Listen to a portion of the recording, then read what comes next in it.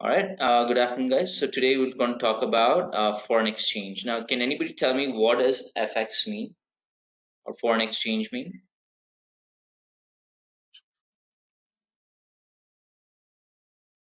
Simply the changes of currency between the two countries.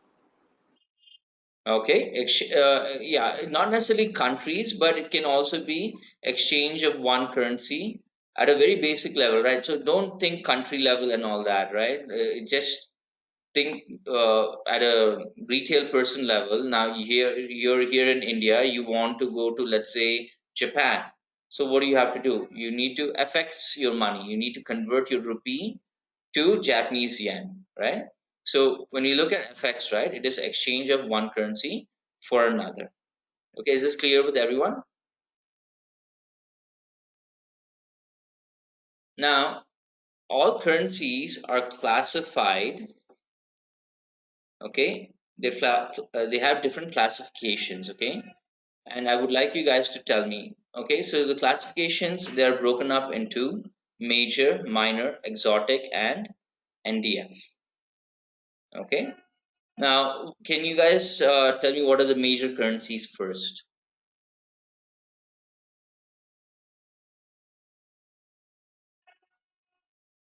Okay, Dollar, US dollar, pound, euro,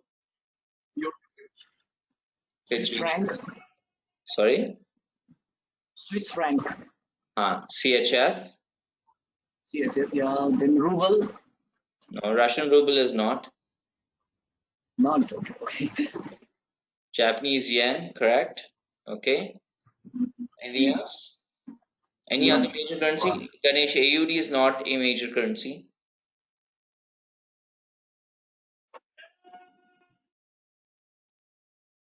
So Danish kroner, Sorry?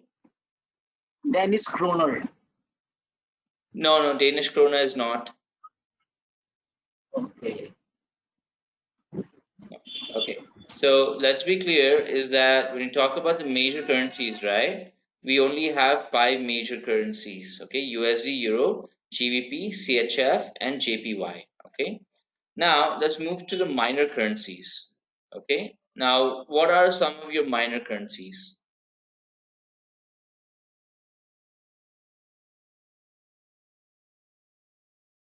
Okay, so I'll take Ganesh's answer here. AUD. Okay, what else?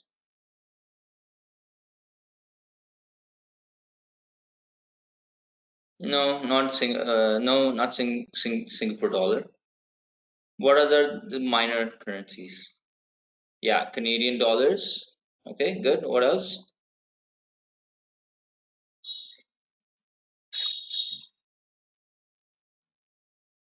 No, not Chinese yuan. No.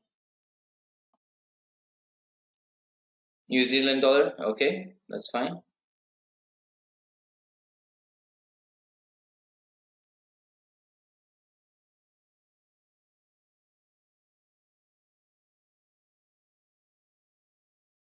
What else?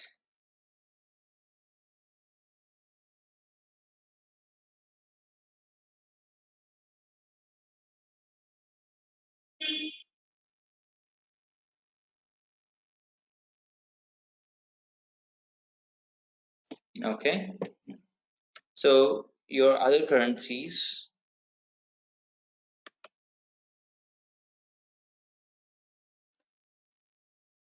Anybody have any idea what these three currencies are?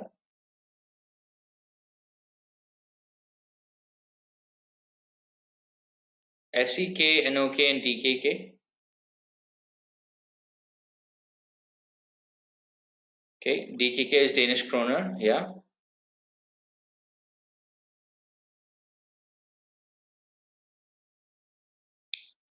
Norwegian one. Okay. Okay, Norwegian krona.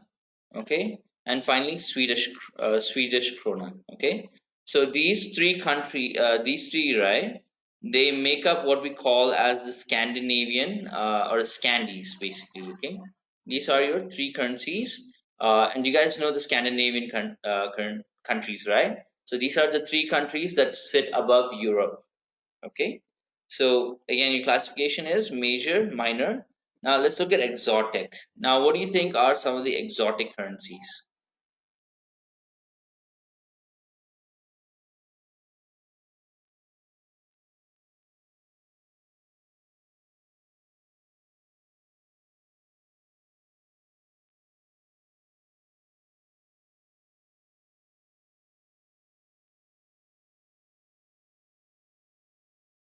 Huh? Yeah, I think so. Yeah, I think HKD is an exotic currency. Okay, what else?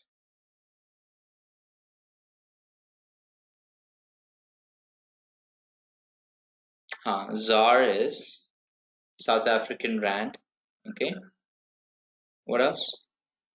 So here it'll also be Singapore dollar. Okay, okay. No, Chinese yuan not yet. Okay, no, not Thai baht. Not bad. You guys actually know quite a few currencies.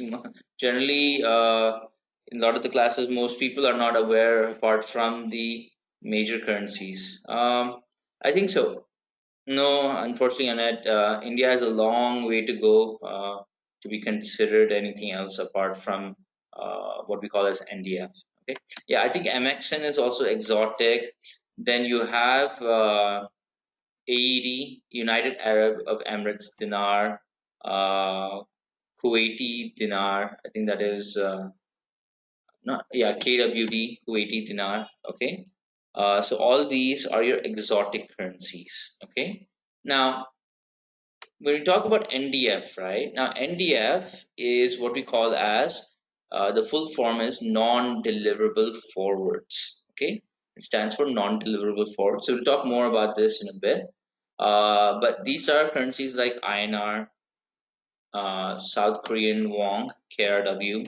Okay, Thai baht, uh, Philippines peso. What else? What is it? Brazilian lira.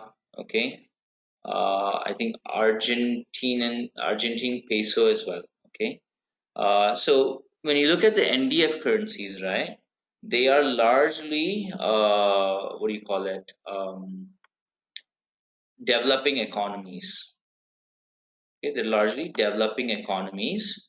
Okay, and they follow a different way of in terms of transacting and settling the transaction. Okay, so we'll talk more about that. Okay, but are we so now let's again understand. See, when we talk about major currencies, right, what does that mean is they are major because most of the world transacts in those currencies. Okay, and minor currencies are there are transactions, but the volume is considerably less than your major currencies. Now, if you look at the major currencies, right, like USD, Euro, GBP, CHF, and JPY, these are some of the most industrialized nations in the world. Okay, now don't get me wrong, even a lot of these Australia, Canada, New Zealand, all, they are industrialized, but the amount of transactions that happen in that currency is considerably less than the major currency. And then when we talk about exotic, right? So exotic is what we call as need based. Okay. Now, what is need based is only when a bank wants to do a transaction in that country, then only they will do that FX transaction in that particular currency. Otherwise, they will not. Okay. And NDF, we'll talk more about it later, is in terms of rupee, South Korean won, Thai baht, Philippine peso, etc. And these are largely your developing or emerging economies. Okay. All right. Take a minute to write this down, and then we'll move on. And let me know when you're done writing.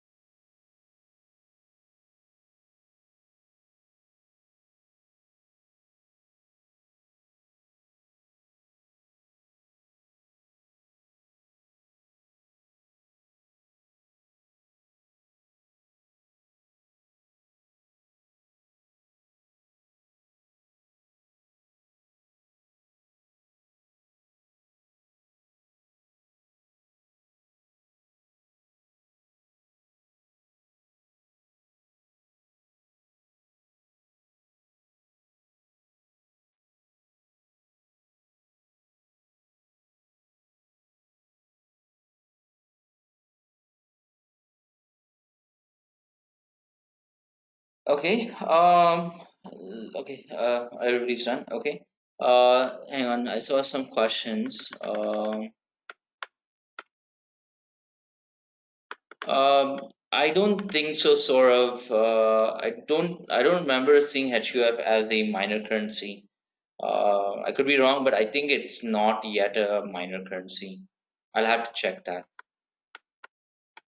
No, so Saurabh, it's not necessarily because of the volume, but it also has to do with the strength of the currency, okay, and it being widely accepted, right? Now, so let's think about it this logically as well as that. Uh, for example, right, rupee is not accepted internationally. Now, why? Because rupee is not a strong currency and there is honestly not much value to rupee. But USD has a lot of value, right? Now, if I were to ask you guys, would you like to earn in rupees or would you like to earn in dollars and convert to rupees,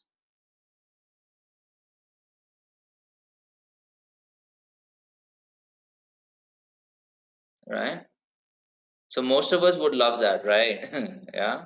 Earn in dollars and convert into rupees, and then you can work for about 10 years and then you can, relax, right? Or you can retire. Actually, you can.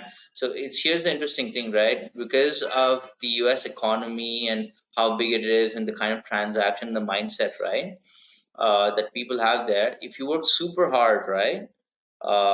You can actually retire in 10 years. Yeah, there are a lot of people in the US who work super hard and they end up retiring in 10 years' time. And when I say retire, right, like I'm saying that there's a couple $1 million sitting in the bank account and they never have to work again. Yeah.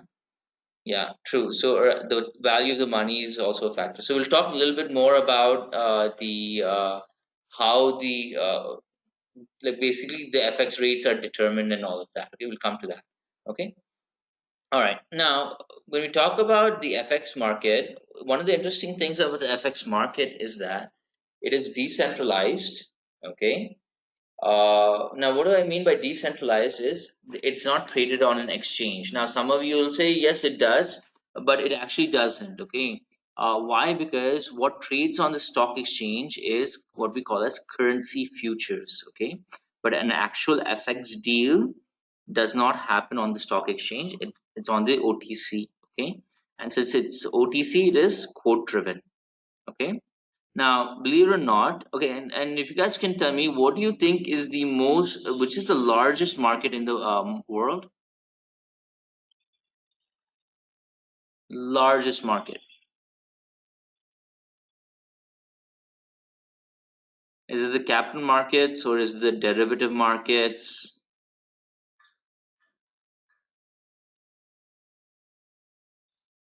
Hmm. Yeah, actually, it is the FX market. Yeah, actually the FX market is the largest, most liquid market in the world. Now, why I'm saying that is the daily transactions that happen on the F in the not on in the FX market, right, is a couple trillion. Yeah, it's a couple trillion that happens every single day. So that's why FX is the largest, most liquid market in the world. Okay. And an interesting thing about FX is that it's a 24 bar 7 market. Now, let me clarify this 24 bar 7 is that most of the world currencies work only Monday through Friday. Okay, they work only Monday through Friday, but you have certain you have the Middle Eastern countries that work on weekends. Well, for us it's weekend, but for them that's a work day, right? So like Saudi Arabia, Dubai, all of that, right? They actually work on Saturdays and Sundays. Okay, and their off is a Friday, right? So Saturdays and Sundays isn't off for them. Isn't off for the rest of the world, but the transactions happen either way in the Middle Eastern market. So that's why FX is considered as a 24 bar 7 market. And another interesting thing about the FX market, right, is that it has low margins and high volumes. Okay, it has low margins and high volumes. Okay, is this clear? So these are some of the features of the FX market. Okay, take a second and write this down, and then we'll move on to the next thing.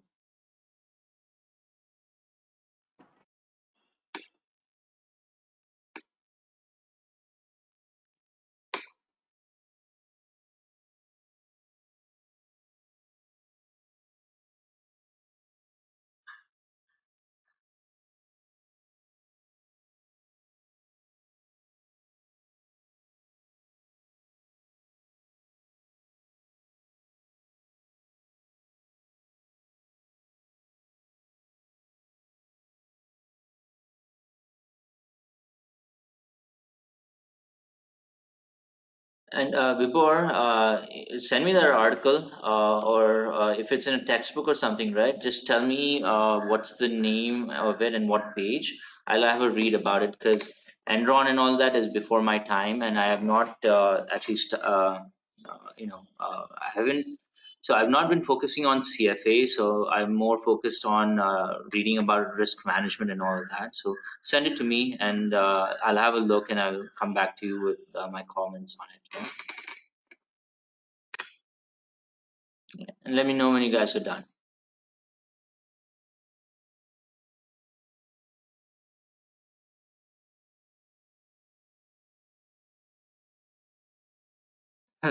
Vibhor, that is awesome multitasking, my friend, but how will you be able to learn both?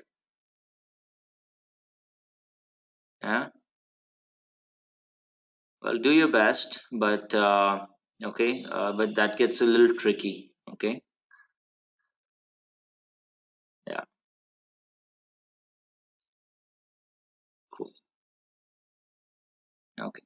All right, now let's talk about why is FX traded. Okay, now most people get now if I okay, let me ask you, let me guys ask you only. Why do you think people actually trade FX or these financial institutions? Why do they trade FX? What do you think is? And there's no right or wrong answer, but it's just that I want to see whether you guys know it or not. For changing of currencies. Yeah, that is what is FX, but why do they do it?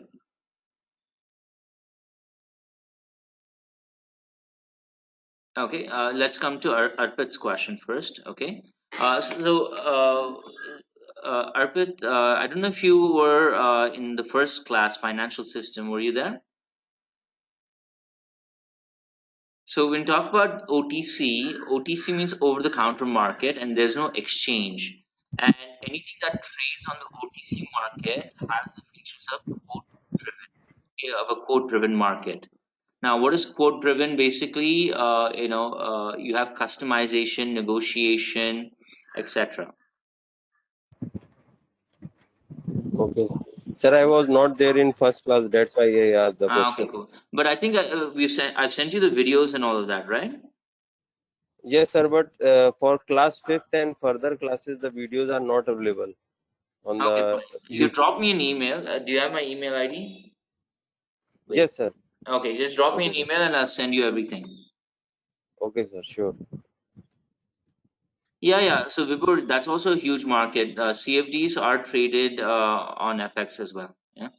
All right. Now, believe it or not, it's actually when so you guys are not wrong. Okay. But when we talk about FX, no, 95% of the FX market, okay, are actually for speculation purposes. 95% of the FX market is all speculation. Okay. And then, so in that speculation, 95%, then you have a bit of hedging and arbitraging. So now, where does this hedging and all that come in? Largely for importing and exporting. Okay. And the other 5% is actually what we call need based. Okay, need based. Now what is need based is, let's say you want to, well, now nobody's going to travel, but let's say 1 year from now, you've saved up enough money and you want to go on a fancy trip. You're going to go to an authorized dealer to exchange your money, right? So that is what we call as need based. But 95% of your market, right, is speculation, hedging, and arbitrage. Okay, and same as derivatives. Okay, So and in I would say in derivatives, right, it's actually 100%. There is no need based, okay, but it is speculation, hedging, and arbitrage, which is 95% of the FX market, okay. And again, the same logic as what we used in derivatives. So in speculation, what are you doing? You're speculating about the exchange rates, whether the rates are going up or down, and you're trying to make a profit off that, okay.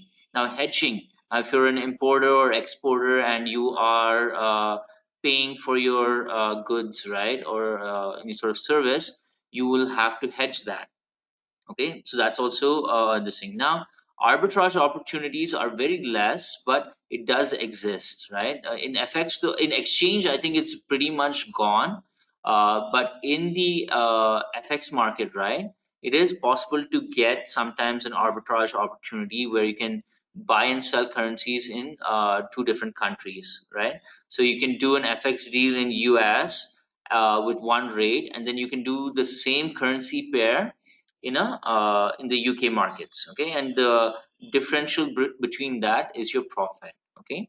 But the FX market is massive, okay, it is massive, and it is 95% of the entire market are speculators, yeah, and the rest is hedging and arbitrage.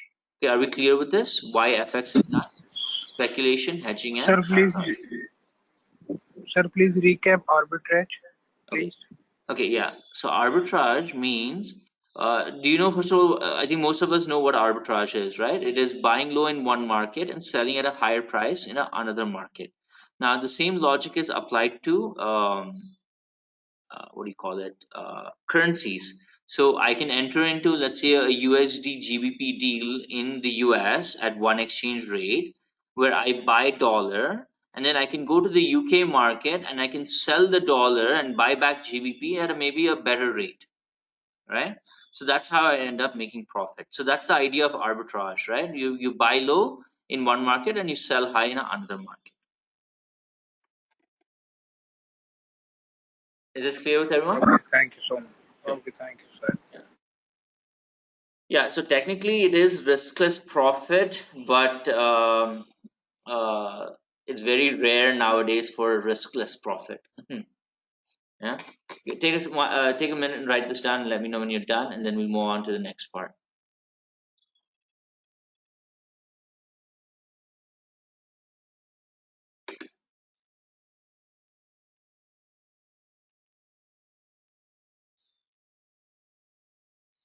Are you guys hearing these bird noises? Is it distracting you?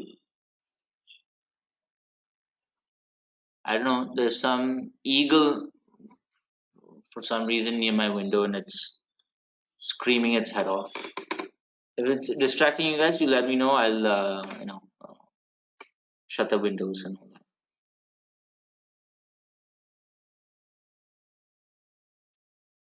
that. Okay. IB and CB are investment banks and commercial banks.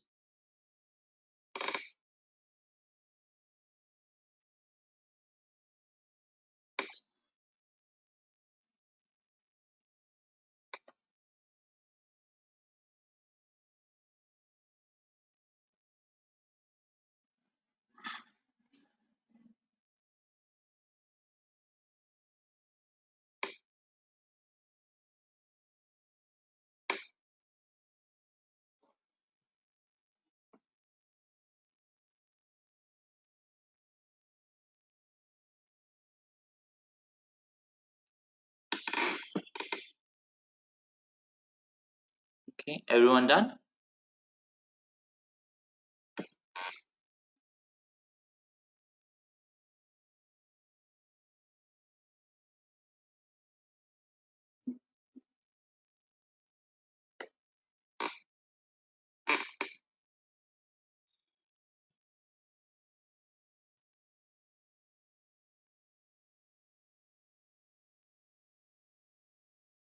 Okay, cool. All right, now let's talk about a bit about the term called as market makers. Okay, now market makers, as the term suggests, okay, they are making the market for that market, Okay, so let me clarify this, right? So today, because we're talking about FX, right?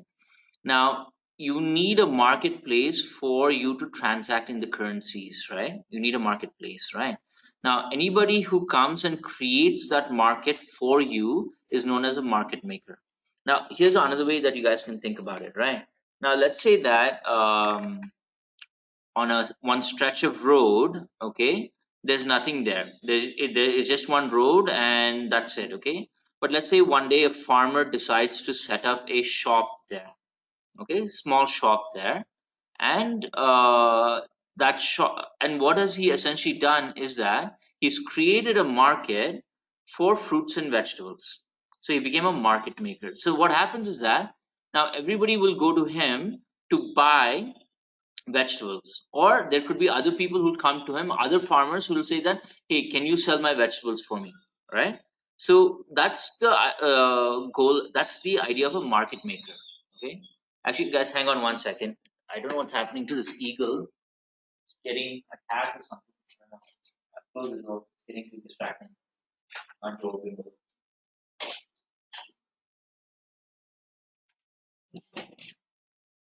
Okay, sorry. All right, so now when you talk about market makers again, right? They are largely investment banks and commercial banks. We call them as market makers. Now, what do they do? The investment banks and commercial banks is that they give the bid and ask prices, and they stimulate the demand in the market. Okay, they stimulate the demand in the market. Now, the person who goes to a market maker to buy or sell a currency is known as a price taker. And what do they do is they have to accept the bid and ask prices. Okay. So again, a investment bank and a commercial bank are what we call as market makers. And what they do is they give the bid and ask prices. Okay. Now, what do we mean by a bid price and an ask price?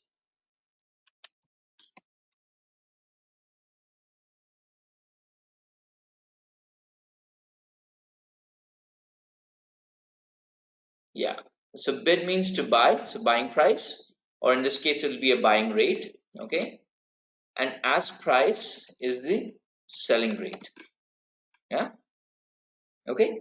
So that's what we mean by this. Okay. And a price taker, now let's say that you are an investment bank and I come to you and saying that, for example, let's say Anurag, he's the investment bank. I come to him and he says that, okay, he's the investment bank and I'm the price taker. So he's the market maker, I'm the price taker. So if he says, if you want to buy rupee from me, you have to pay me X amount of dollars. Now, whatever rate he says, I have to accept that rate.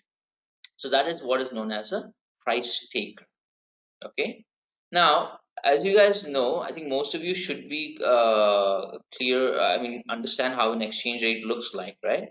So, for example, right, if I show this to you guys, if I say USD INR equals 76.1483, what does this mean?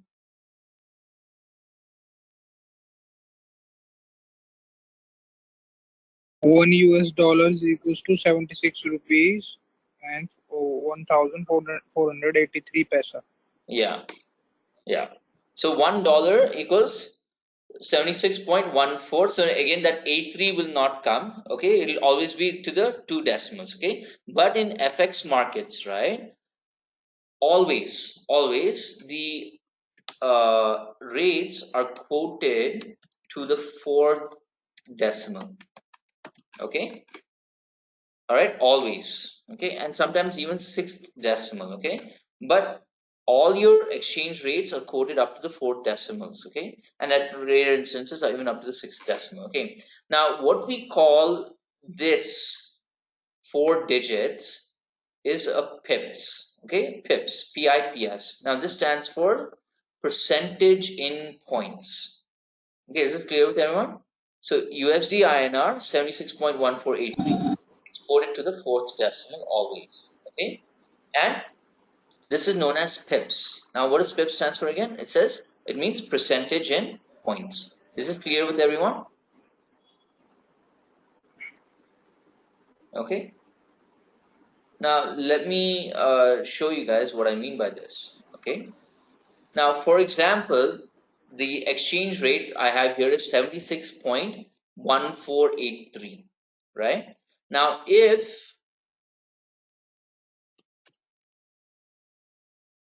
the exchange rate changes to 84, okay, 84, the last decimal. So it can go to 82 or even 84, whatever it is. Basically, the last decimal, if it changes, right, that is known as a 1 pip change.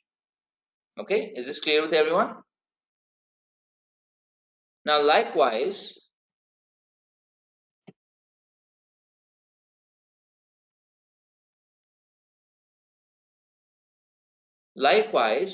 when we look at 8, now let's say we look at 8.3, okay, and from 8.3 or from 8.4 it goes to 9.4 or 7.4, that's known as a 10 pip change, okay.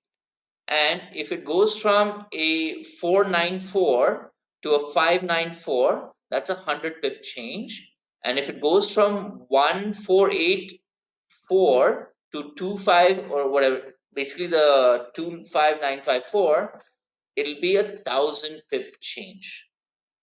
Okay. Now on a daily basis, your exchange rates move from a 1 to 10 pip change. Okay, basically from like 0.001 to 10 pip change on a daily basis. 100 pip change usually happens in a course over a month or a couple of months, and 1,000 pip change generally happens over 3 to 6 months. If it's a very volatile currency, then it'll happen faster. But if it is some of the major currencies, right, it will not change 1,000 pips, you know, uh, very quickly in the market. Okay, so this is very important for you guys. Okay, so again, I'll reiterate: investment banks and commercial banks, okay, are known as market makers. They give the bid and ask prices. Okay, and they stimulate the demand in the market. And a price taker is the one who has to accept the bid and ask price. Now, bid means to buy, ask means to sell. Okay. Now, exchange rates are generally coded up to the fourth decimal, and they're expressed in pips, percentage in points. Okay. Now, USD, so if there is a 0.001 change, it is a 1 pip. If it is a 0.0010 change, it's a 10 pip. If it's a 0.01 this thing is a 100 pip change. And if it is more than that, that's a 1,000 pip change. Okay, is that clear with everyone? Okay, so take a minute, write this down, and then we'll move on.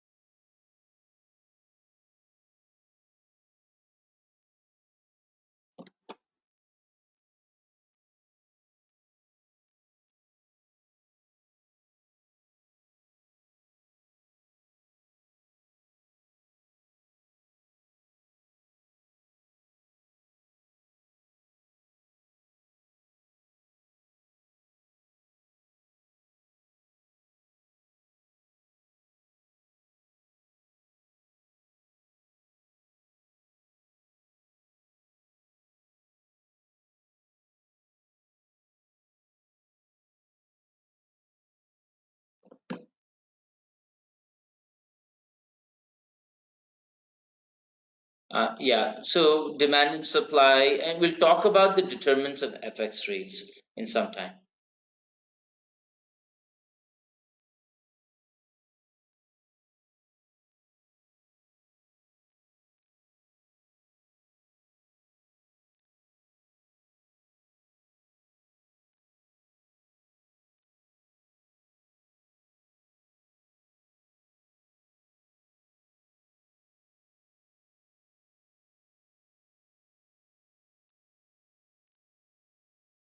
Okay, cool.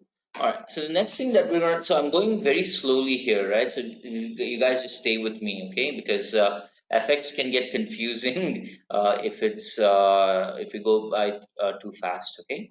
Now, when we talk about quotations, okay, what the market maker gives, right? There are two types.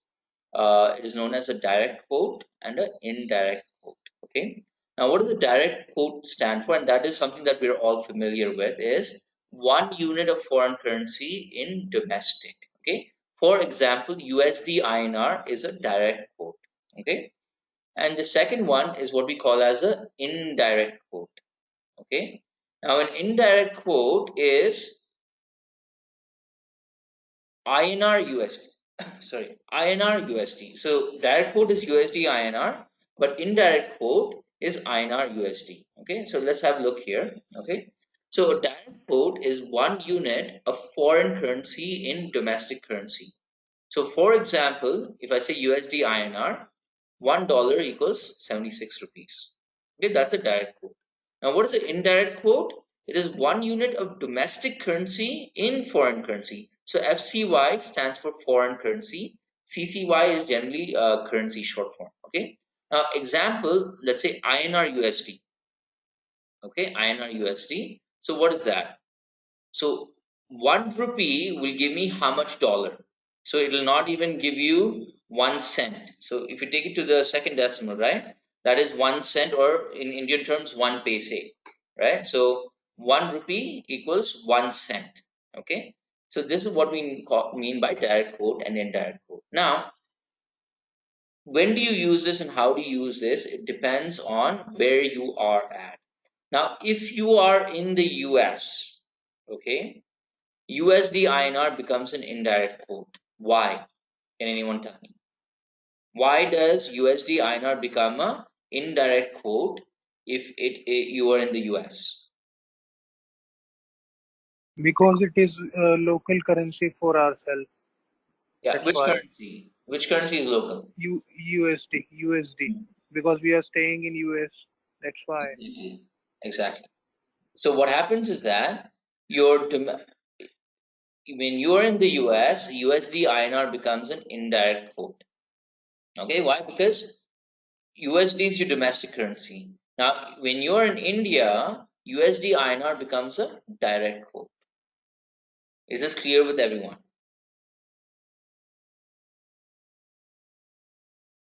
Yeah. I'm going slowly because it does get confusing. Okay. So bear with me. Don't fall asleep. Okay. All right. Take a minute, write this down, and we'll move on to the next thing.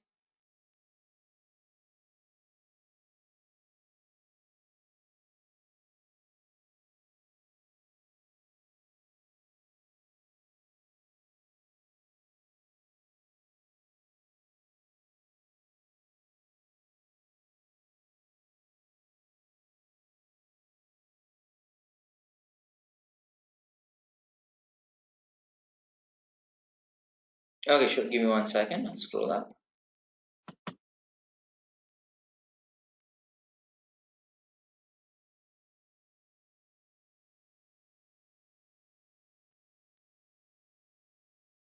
Is this what you wanted, or previous to this? Yeah, just bring it to me.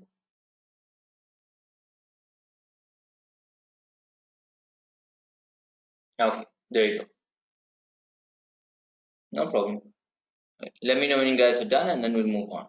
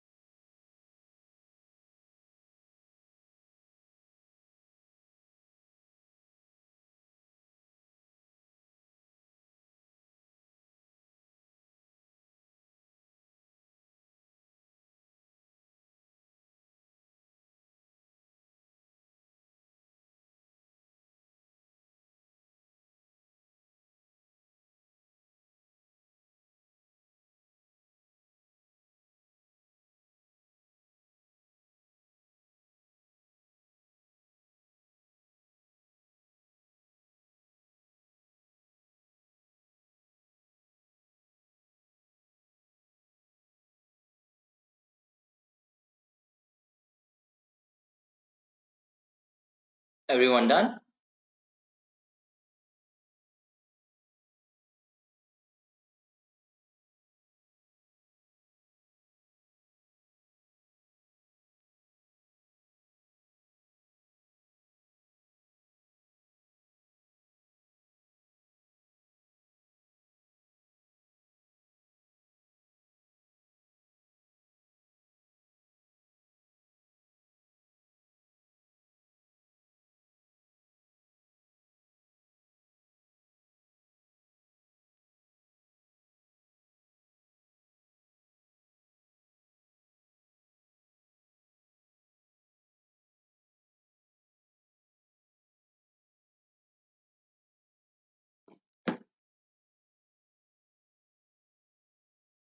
Okay, so direct and indirect quote. Okay, so like what it mentions here, right, is 1 unit of foreign currency in domestic is what we call as a direct quote. Okay, now direct quote, for example, USD INR is a direct quote.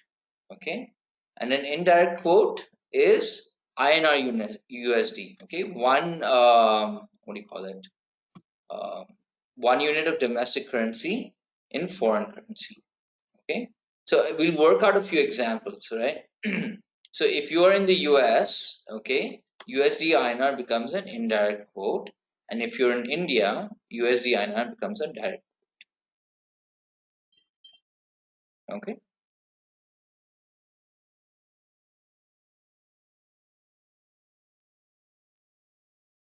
okay, everyone done? We can move on. Okay, now then, so we are going to do, okay, not to scare anybody, okay, we are going to do now a little bit of math. Okay, now what is this math? Very simple. We're only going to do multiplication and division, nothing else. Okay, multiplication and division. Okay, now when we look at how the rates are given by market makers, right, it is always given from the market maker's perspective. It is not given from the price taker. Okay, now think about it this way, right? When you go to a store, can you do you not pay the price of what the store is asking? You will not pay your own price, right? See, the logic is the same. Okay, now for example, let's say USD, and this is why I exaggerated example so that you guys understand. If USD euro is 5/6, again, this from the market maker's perspective, what does this mean? Okay, now USD is the base currency, so anything on the left, right? Not left, right, but rather on the left is known as the base currency. The currency next to the base currency is what we call as the quoted currency, in this case euro. Okay, and the first number is the bid price or the bid rate. Okay, it can be both. Okay, and the ask price or the ask rate is the second one. Okay, 5/6. Okay, and this is from the market maker's perspective. Okay, now the difference between 5 and 6 is obviously 1. Okay, and that 1 is your known as your spread, and that is basically the profit or commission earned on a trade. Okay, so the difference between the buying price and the selling price is obviously going to be your commission. Okay, is this clear? Or profit on the trade. Okay, so again, what is happening here is that if you, now you guys have to imagine this. Okay, so I'm the market maker, and you come to me and you say, Rakshit, I want to buy $1 from you. So what am I going to tell you? Okay, fine. You want to buy $1 from me, so you have to give me €5. So here, you give me €5, I will give you $1. Okay, so that is when you want to buy. Now, when you come to me, now let's the second time you say, Rakshit, you know what? I want to sell this one USD to you.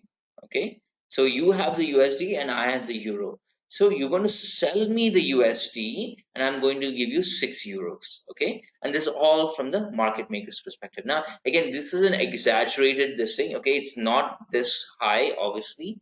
But this is to help you guys easily understand what it means when talk about the bid and ask and what is a base and quoted currency. Okay. Are we clear with this? So base currency again is USD. So anything on the left, right? Sorry. Not left, right. On the left side is the base currency, and on the right side is the quoted currency. And five, the first number is always the bid rate or the bid price, and the second number is the ask price or the ask rate. And this is from the market maker's perspective. Okay, and the difference between these two is known as a spread. Okay, and that spread is nothing but commission or profit earned on that transaction. Okay, are we clear with this? Again, I know I'm going slow, but when suddenly the math comes, right, people get confused and they make a lot of mistakes. So that's why I'm going a little slow. How many of you are not good at math? And there's nothing wrong being not good at math. Even I'm terrible at math, okay? And I'm proud of it. So I don't blame me for not learning math properly. I blame my math teacher when I was in school.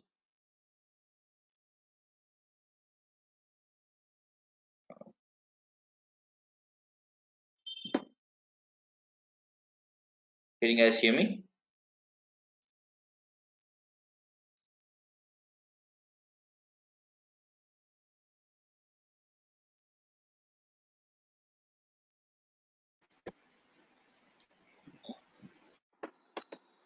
Okay, yes. Hello. Yeah, yeah. Sorry, the network, what is it? The uh, audio went off. Say that again. Sir, I'm audible to you. Yeah, now you are. Go ahead. Sir, please recap this once. Okay, sure. Okay. Uh, uh, Let everybody, so you guys finish writing and I'll recap. Now, one quick thing I want to tell you guys who are bad at math. Okay, now I'll be honest with you guys, right? Like for a long time, no, because I was not good at math, no, I always felt that I was kind of dumb. Okay, I was dumber than other people because I couldn't do math properly. Okay, now, uh, and actually, one of my teachers told me, right, is that he told me that you are saying that to yourself. It's not that you are bad at math or you don't know math, okay? But rather, the way you are supposed to learn math, you did not learn it that way because your teacher taught it in a certain way that could fit everybody, right? So, what I suggest for all of you, right? So, I don't know if you guys know about this website. It's called as Khan Academy.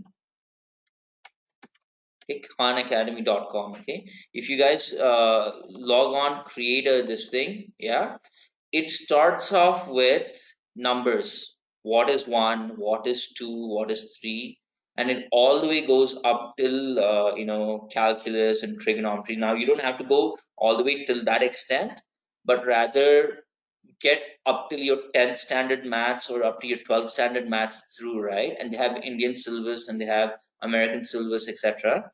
Just go through it once, okay? Every weekend you spend 2 3 hours on it, right? In about 1 month or 2 months you'll actually finish it, okay? And after that, no, you'll actually feel a lot better that hey, you actually know math. Yeah, yeah. So those of you not good at math, right? We're all in the same boat, but it's just a bit about practicing and probably a better teacher teaching you. Yeah. So nowadays, my teachers are well, I have real life teachers, but YouTube has been my teacher, right? Okay. Now let me recap for Deepesh. Okay.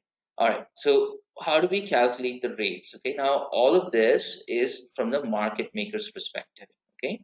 So uh, the left hand side, USD is what we call as the base currency, and euro is known as the quoted currency.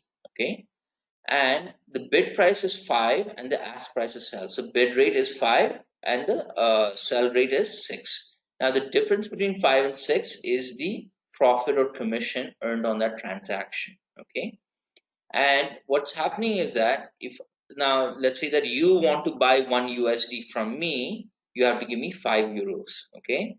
And if I want to sell 1 USD to you, okay, you will give me 6 euros. Okay, so that's what we mean by this. Okay, I hope it's clear. And are you guys done writing? So, sir, $1 is equals to €6. So the profit will be the Yeah, €1 because exactly. you buy five. Oh, okay, okay, okay. Right? So we'll do some calculations and all in a bit, okay? But first understand the basics, okay? And then we'll get to it, okay? So are we clear? And those of you who are bad at math, right? Don't worry, you can actually improve, right? So a lot of this, so during this lockdown and all that, I've actually been sitting and learning addition, subtraction, multiplication, and all that again. So it was quite interesting. It actually cleared up a lot of my doubts that I had. It sounds silly, I know that been working for so long, but those are some of the things that you kind of have to live with. Okay, and I really suggest that you guys work on it because it is going to help you in the long run. Yeah, trust me, you getting better at math, right, will help you uh you know in the long run.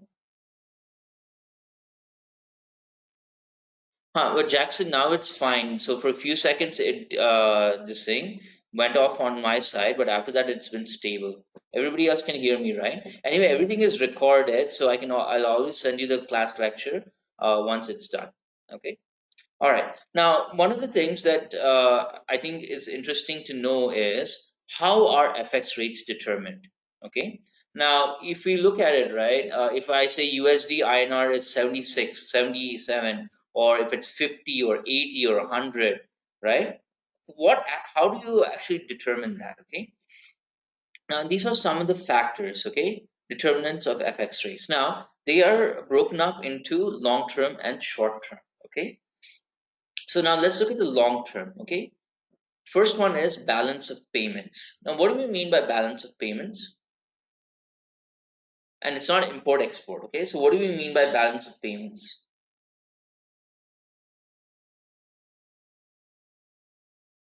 The balance between revenue and deficit, Yeah, I think.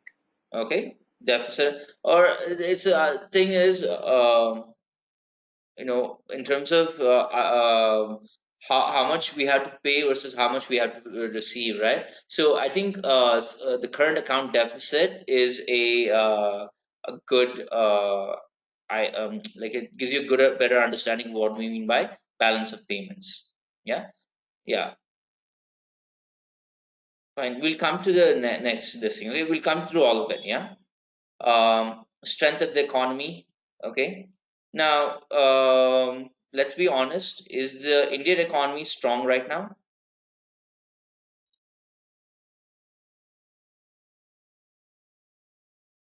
Very good.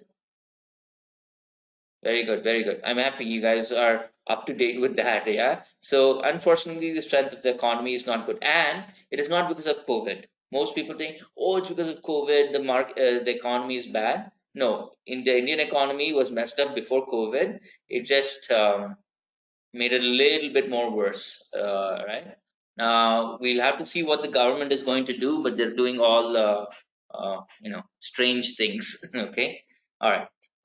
So strength of the economy, interest rates. Okay, now if you guys have been following the news, what has happened is the banks have started lowering the interest rates. Yeah, so they started lowering the interest rates. Now, why would banks want to lower interest rates?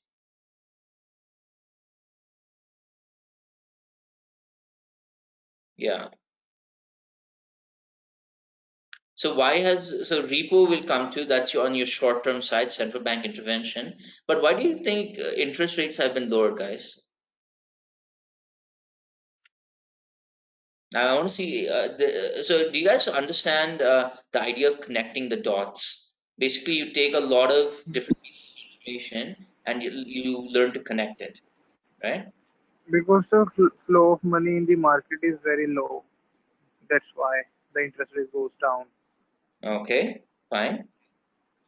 Now, see, when we talk about interest rates being lowered, right? Now, if I'm an investor or if I'm just anybody who has a little bit of extra money and the interest rates in the market are terrible, right? Like 2%, 3%, and all of that. Will I want to invest that money into, let's say, an FD or any kind of financial instrument that gives me only 3% interest?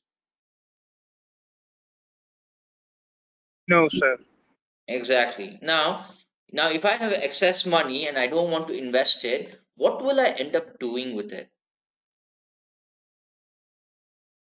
Fixed deposit, sir. No, but I don't want to invest in fixed deposits because the interest rate is too low. Other financial instruments are too low. Equity market is risky. So what will I do with that extra money? Uh, so I wouldn't necessarily lend, okay? Hmm. But rather Hmm. I'm going to Take it start. for yourself. Sorry.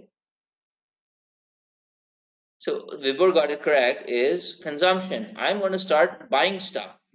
Now, when I start buying stuff that I might need or not need, okay, we'll come to inflation in a bit, Vibor. But rather, what happens when I start buying more things, or when we start buying more things? What happens to the country?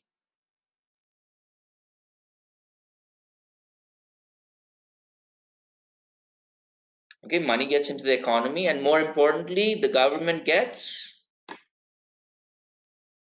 Tax, tax, Yes, tax, tax. yes. Now, there's a line, there's a saying, like a proverb in English, okay? There are two things you cannot escape in life. That is death and taxes. Yeah, that's an English proverb, okay? I think a lot of you know it. I don't know if you know it, but this is one of the famous ones, okay? There are two things you cannot escape in life: death and taxes, okay?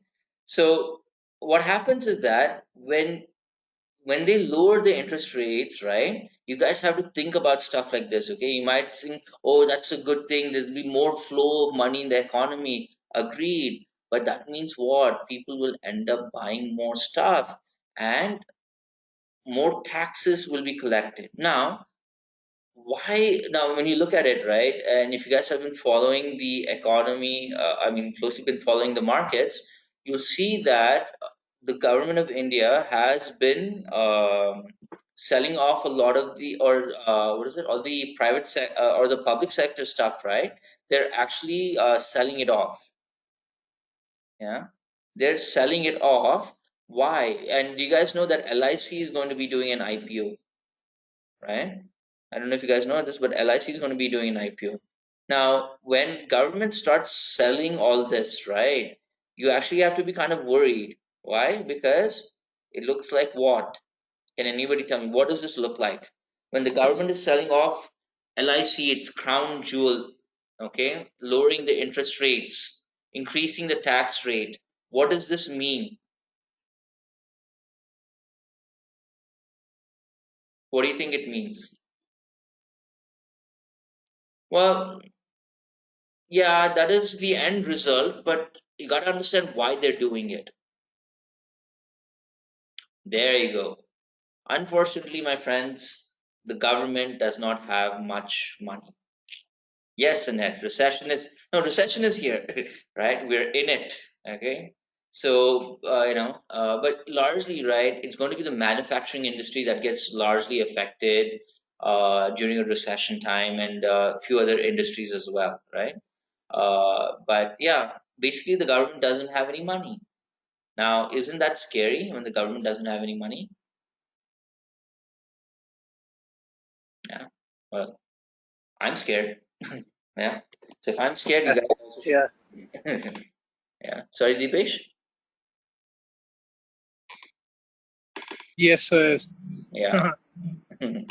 Okay. So just, I mean, I like to like sometimes we should talk about other things so that you guys are able to relate it. Okay.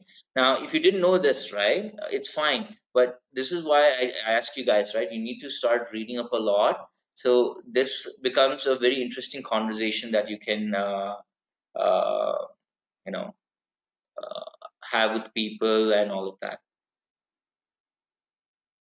Huh. What is this, sort of? I don't know this. PF relief fund for students as well. Okay, yeah.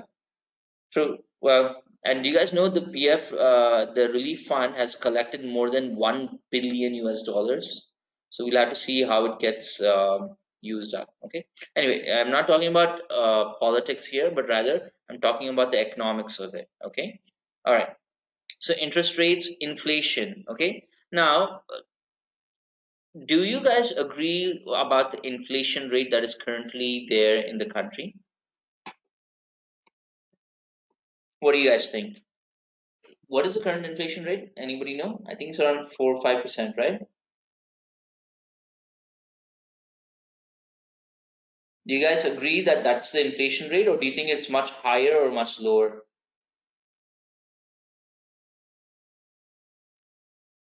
Okay, it's around 3%. But do you guys believe that number?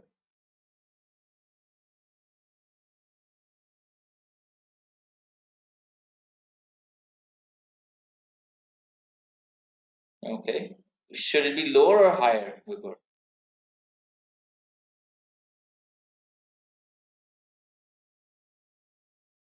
Yeah. So here's the thing, right? When we talk about inflation and anything, right?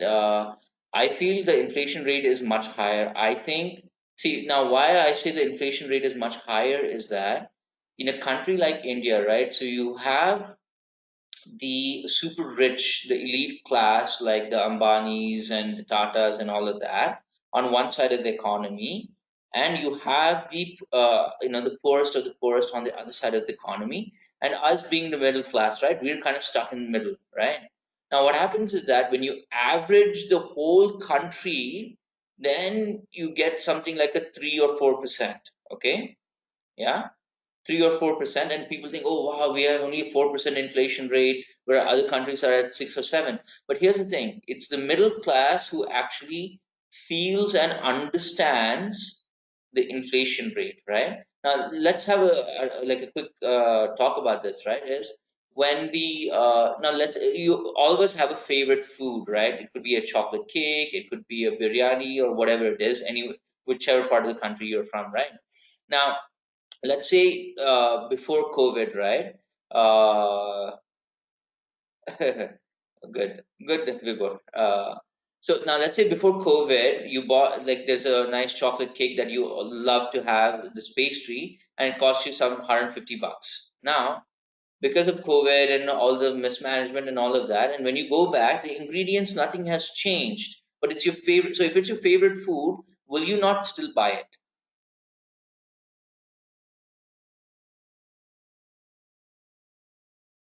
Yeah. Well, I would.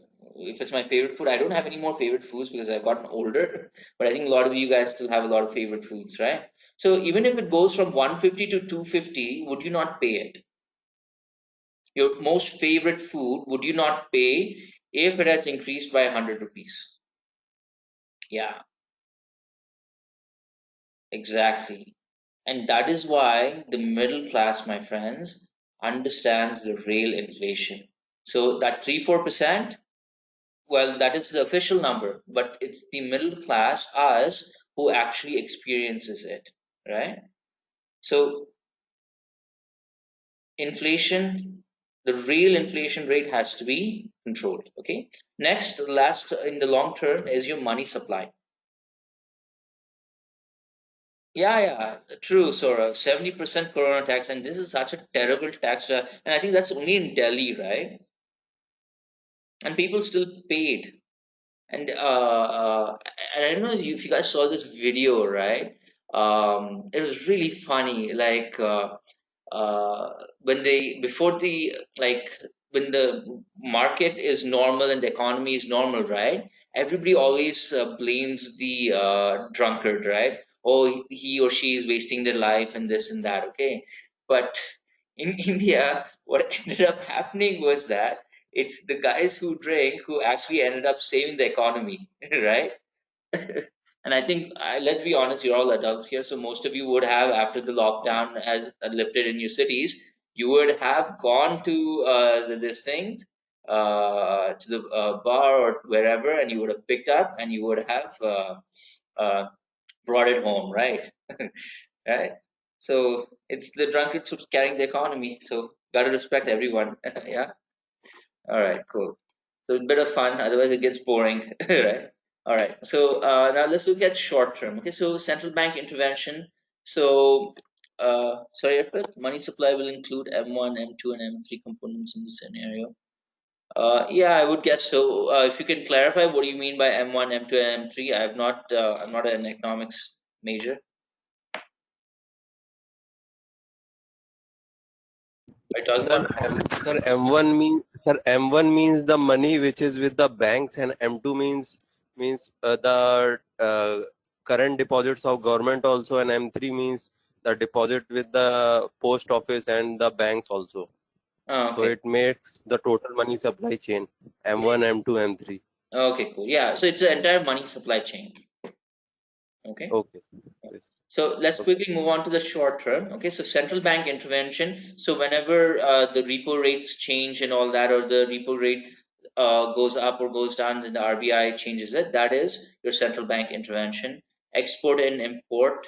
Okay, foreign investment flows. So this is very important, especially for a emerging economy. Foreign investment flows are very critical because see tomorrow. So why I'm saying this is that so I was lucky and unlucky to have gone through the lived through the 2008 financial crisis. So I was working in Goldman Sachs at that time when I was in Goldman Sachs. 2008 financial crisis hit, and what ended up happening was that, and I was working for the Indian markets. Okay, the foreign investors, they just removed their money out of India in billions. Okay, in a matter of weeks, the stock market crashed so badly, it was scary, right? So but for a country like India, right, we are heavily dependent on foreign investment flows. Okay, and last but not the least, political factors. Okay, now most of our politicians obviously they don't care how they look in the international community,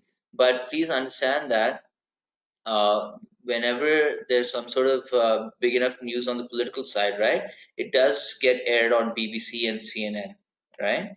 And all these big investors, okay, they really look at what's happening in India, and that is one of the reasons what where they decide whether they want to invest in the country or not. Okay, now forget even country. So country would be largely taken care of by the central government side. Okay, but when you talk about at a state government level, right? So which if I'm a manufacturing company based out of the US, which state should I invest in? Okay, so when they see a lot of this information, right, on BBC and CNN, right, all these foreign investors, right, they get very very nervous. Okay, and that's why they hesitate in wanting to invest in India. Okay, but if you guys look at it, right, and why China has been favorable for investments and manufacturing and all of that before COVID is that it was politically stable and people could this political nonsense and all was not there,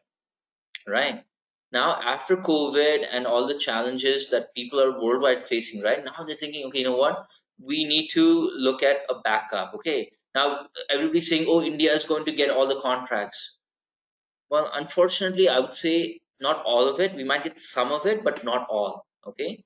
Because there are other countries in Asia who are willing to do the work at a much cheaper rate than India and at a better price. Okay. Like countries like Thailand, okay, or Indonesia, and the Philippines, Sri Lanka, and all of that, right? They're actually willing to do the work at a cheaper rate, and their political factors are a lot more stable than India. Yeah. Yeah, Indonesia, Bangladesh, and Thailand. And did you guys know? And this is really an interesting thing. I think so if you wanted to become a billionaire in Asia, right, you should set up a business in Bangladesh. Yeah, Bangladesh is now the best place in Asia to become a billionaire. Can you imagine that? Right? Bangladesh. That's awesome, right? Indonesia and Thailand as well. Yeah. So Thailand is lot more tourist, but Indonesia and Bangladesh, right, is huge. Now, and if you guys don't know, right, Bangladesh actually manufactures most of the clothing for all these big names and all that all around the world. Yeah. But yeah, so Bangladesh is the country to go to right now if you want to become a billionaire in a few years' time. Yeah, sounds strange, no? But it is. Inditex. What is that in it? Inditex?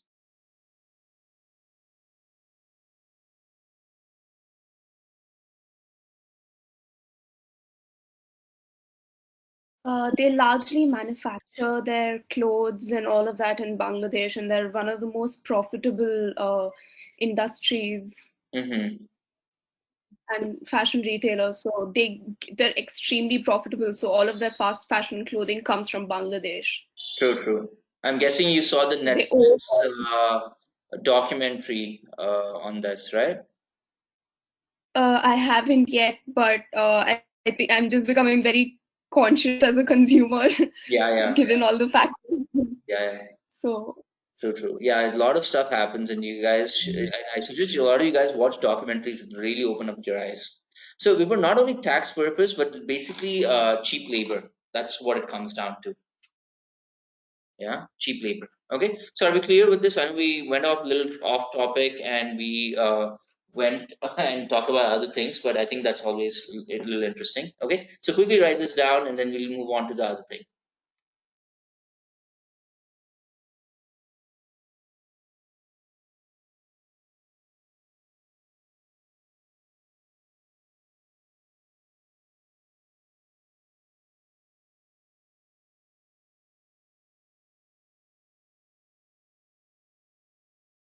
I don't mind actually, but we can actually conduct. We can go up till five. I have the leeway to go up till five. Yeah.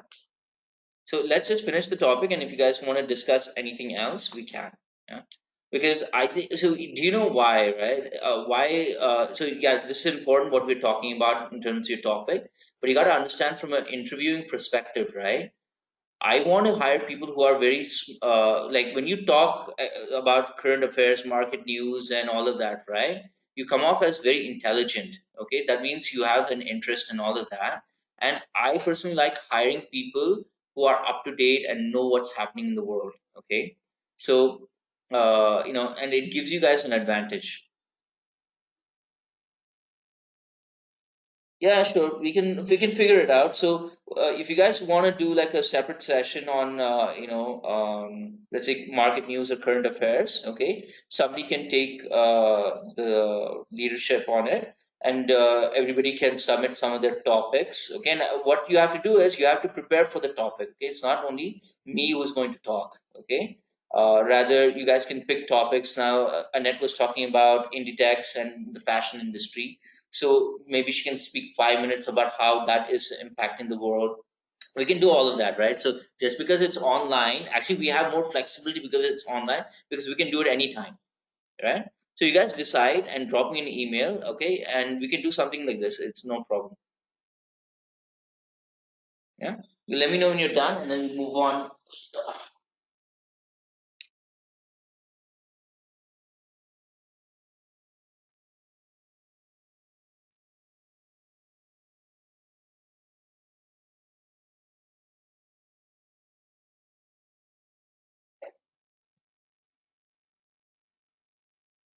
Yeah, and guys, I really like talking about stuff like this because I also learn a lot. Like what Vibur was talking about, I have no idea. So I've been doing this for a long time, but I don't know everything, right? So what Vibur was talking about, I found that interesting. So even I also need to continuously keep reading to keep myself updated, right? So you guys decide and plan, right?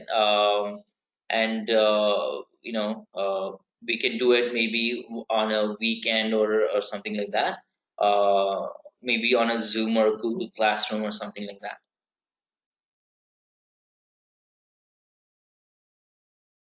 And you know what? By the way, this is the first batch who was offered to talk about stuff like this because most of my other batches like, this class over, I want to go now. So I'm like, okay, fine, no problem. Okay, everyone done writing? Sure, Shreya. Sounds good.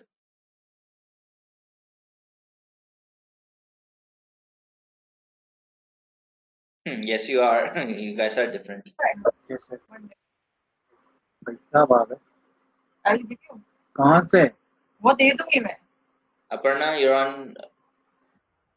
क्या You सोच रहा muted yourself. पैसे का?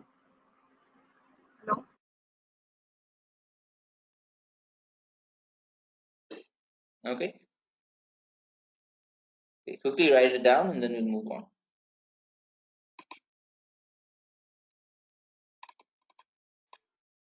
Okay. So next, what we'll do is we'll do the scary thing. We will do multiplication and addition.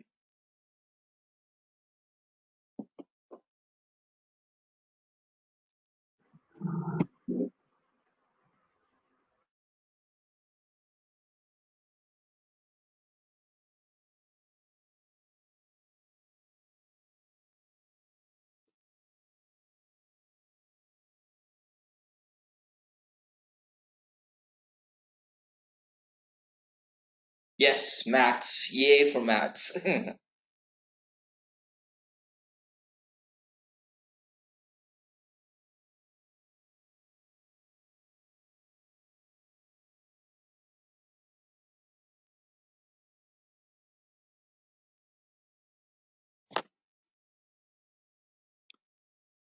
Okay. All right. So I will go very slowly so that you guys don't get confused. Yeah. Okay. I hope everybody's done. Okay. Cool. All right. Now let's look at these conversions. Okay, it's not complicated. Okay, so when we look at this, right, you got to understand what the market maker is doing to the base currency. Okay, whether they're buying the base currency or whether they're selling the base currency. Okay, that's all it comes down to. Okay, now for example, let's say USD euro is 0.9225, okay, which is your bid price, and 0.9228, which is your ask price. Okay, so again, the 0.003 is your difference. Okay, 0.003 is your difference, and that's the spread. Now if now let's say that I'm the market maker. Okay, or forget market maker. Now let's say that you want to buy $1,000. Okay, so how much euros are you going to sell? Okay, and which exchange rate will you use, if anybody can tell me? So now let's take it a proper example, right? So you want to buy $1,000. So I'm the market maker. So you come to me and say, Rakshit, I want to buy $1,000 from you. Okay, buy $1,000 from you. So how much euro will you give me? So what will we do? So $1,000 into 0.9225. Okay, now why? This is your bid rate. Okay, and if you multiply this, how much will you get?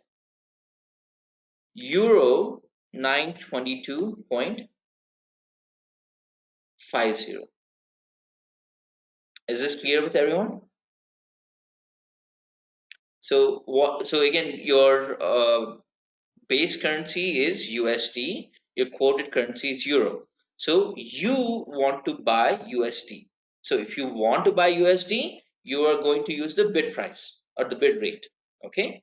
Is this clear? So so you give me $1,000. So imagine this. Okay, you come to me, say, Rakshit, here I want to buy $1,000 from you. So I'm going to give you $1,000, and you are going to give me 922.50 euros. Okay, is this clear with everyone? Okay, now let's look at the next one. Okay, now it's $3 million. Now generally with the numbers, right, when we see bigger number we all get scared, right? But nothing to be afraid of. Okay, so $3 million into, again, what rate will we use? Will we use the ask rate or the bid rate?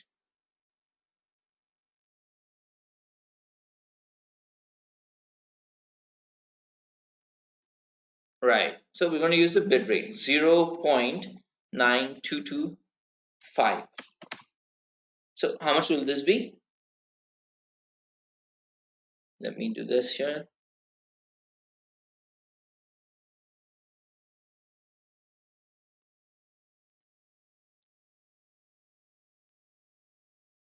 Okay, cool. So it'll be euro. Okay, so please be clear which currencies it is. Okay, so it'll be 2,767,500.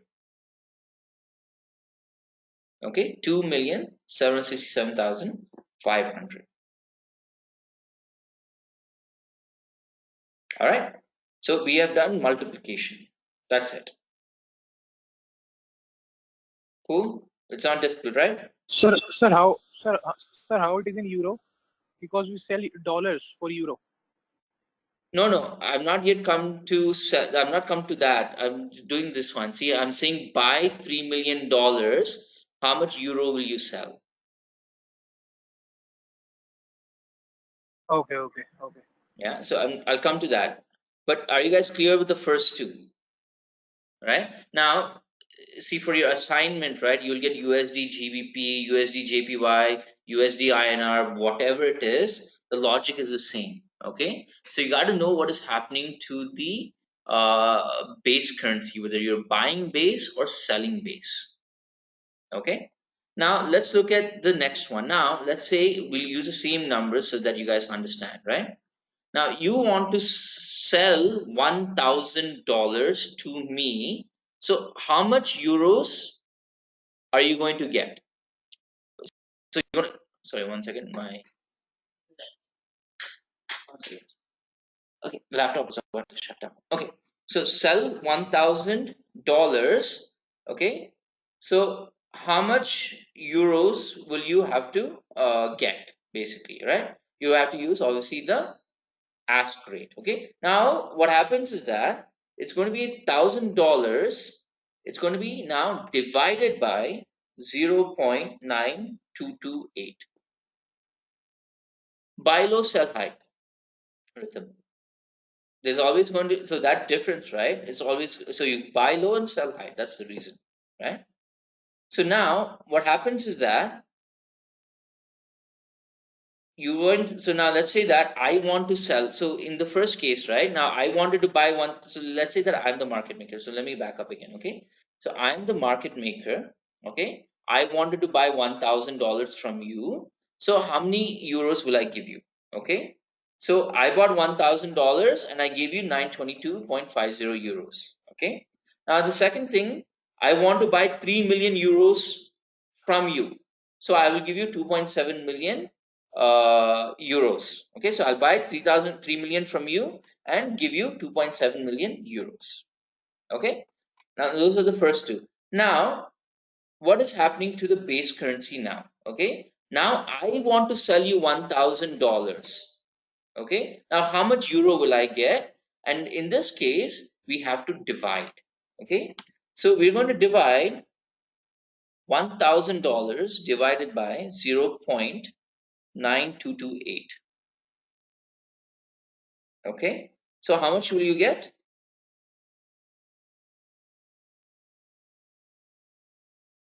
Yeah, euro 1083.65 or 66. Okay, round off. Is this clear? So all we're doing is, when you're buying the base currency, you're going to multiply. When you are selling the base currency, you're going to divide.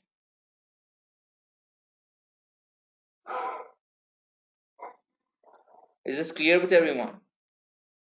Now, if you look at the next example, Sir, please recap this. What we do when I will buy, yeah, say. so when you buy the base currency, you're going to multiply, okay? And when you're going to sell the base currency, you're going to divide, okay? Okay, sir. So $3 million divided by now 0.9228. Okay, so how much will we get? Okay, so euro 3,250,975.29. Okay, that's it. That's it, right? So when you're buying the base, you will multiply it by the bid rate. When you're selling the base, you'll divide by the ask rate.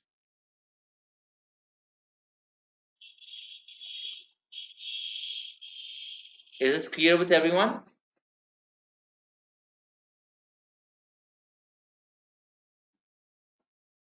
All right. Easy, right? I told you. Because the way I understand stuff, right, is I have to break it down to the simplest things, then only I get it. If I make it too complex, right, I myself won't understand and you also won't understand. Okay, cool. So now, again, just for this thing, right, if you guys see like USD, GBP, for example, um, or USD, Euro, or any combination of pairs, right? All you have to do is this. Okay, so when you are buying the base, you will multiply by the bid rate. When you're selling the base currency, you will divide by the ask rate. Okay, cool. Take a minute and write this down, and then we'll move on. And if you guys have questions, you can answer.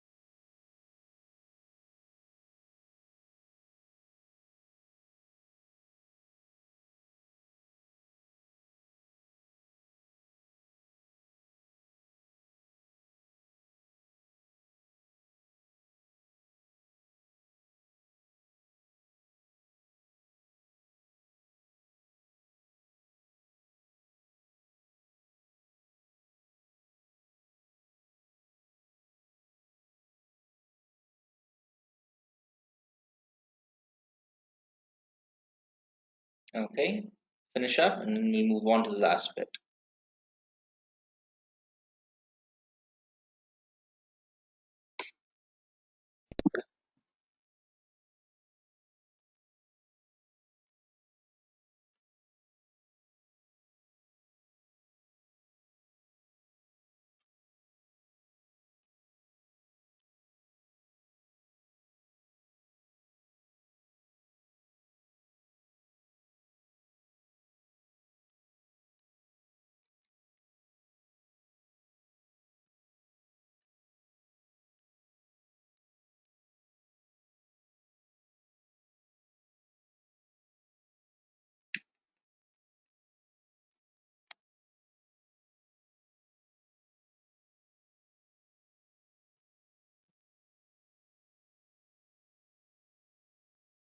Okay, what about the rest? Done or need one more minute?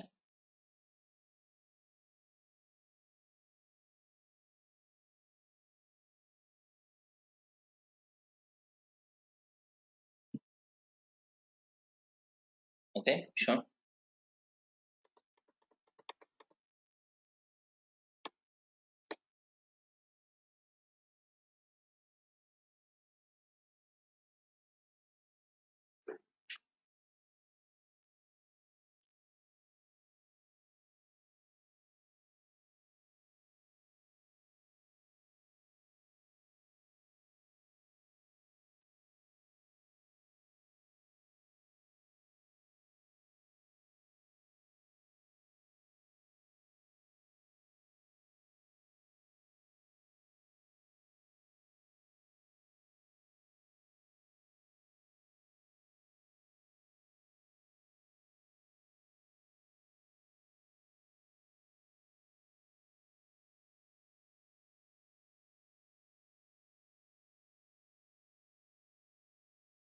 Yes, Saurabh.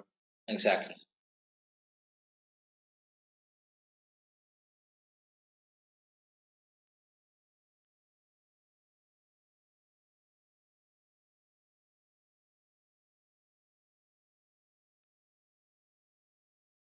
Okay, cool. We'll go on. Okay, now the last bit of FX. Okay, because FX actually is a very small topic, right? But the next thing that we're going to talk about is what we talked about in the first part, which is non-deliverable forwards. Okay, so like I mentioned previously, right? So NDF currencies are basically emerging markets, okay, or developing economies. Follow the NDF methodology. Okay. Now the NDF methodology is decided by the central bank of that country. Okay. Now just a bit of history is that in the 70s and 80s, right, there was a from the US, right, there was an outsourcing of manufacturing of cars, okay, like Ford and all that, right? Ford, GM, and all that. They started what do you call it? Outsourcing their manufacturing of cars to South American countries, okay, like Venezuela, Brazil, etc. Okay, and what happened was that one of the problems that they faced was that the foreign markets, right? Their currencies back then were extremely unstable and was very politically unstable, and they would end up making up huge losses when the money was transferred back to the U.S. Okay, with the profits and all of that. Okay, so that is why they went up to economists and investment banks and says, you know what, we need to figure out a way where I'm not going to lose so much money because these currencies are extremely volatile. So after a lot of research and figuring out, they came up with the idea of NDF. Okay, now NDF is non-deliverable forwards. Okay, now what are they? These are basically currencies that have high volatility and low liquidity. Okay, and again, the emerging markets follow the NDF methodology, and it's the central bank of the country that adopts it. Okay, and basically, what is an NDF currency is that an NDF currency cannot leave the country or cannot enter into the country. Okay, what happens is that, see, think about it this way. Have you guys ever heard of, I mean, there are a few exceptions in the past few 6 months to 1 year, but generally, right, we don't make payments in rupee internationally, right? We always convert it to dollar, and we make a payment to any of our like when we're importing stuff from the US, UK, or any other country. So we convert the local rupee to a foreign currency, and we pay them. Now, vice versa, if somebody wants to pay us, they cannot pay us in rupee. Okay, they cannot pay us in rupee. Rather, what they have to do is they have to pay us in dollar again, and we will convert that dollar to rupee, and we will keep that money. Okay, so the idea is that the NDF currency, okay, will not leave the country or it cannot enter the country. Now, why they've done this is that this will help you to control the supply of money in the market plus the inflation rate of the country. Because if you don't follow it, definitely your inflation rate will be impacted. Okay. Now, I don't know if you guys know, but in South America, there's a country called Venezuela. Okay. And for the past, I think almost a few years, their inflation rate has gone into hyperinflation. Okay. Now, hype. So right now, when we talked about India, right, we said our inflation rate is around 3%, right? But what is that? That is some 10,000. No, some, what is that? 1 million. Wait, one, two, three. No, 10 million, right? So in India, we have 3%, but a country like Venezuela, currently their inflation rate is 10 million%, right? So let's look at because Saurabh, I think, he's recently graduated from college and he's done his MSc in finance, so he's aware of the latest numbers, right? So if we look at this, oh, CA, oh, okay, cool. Is it 10 million? No, I think it's 1 million%. Yeah, so it's 1 million%, right? Now, this is a scary number, right? 1 million%, right? Now imagine um, let's say you guys still eat dairy milk and all of that, right? I'm hoping you do. Yeah. So I'll just take that example. Okay. Now imagine, like, right now you're paying 10 rupees for that dairy milk. Okay. Now let's say our things go bad in India and our inflation rate goes up to 1 million%. Can you all guess how much you will pay for that 10 rupee dairy milk? Not guess, or rather you can calculate it. 10 into 1, 2, 3.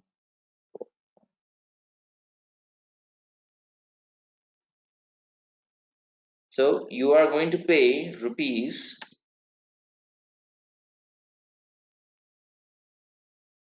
1 lakh rupees and 50 paise for a 10 rupee dairy milk.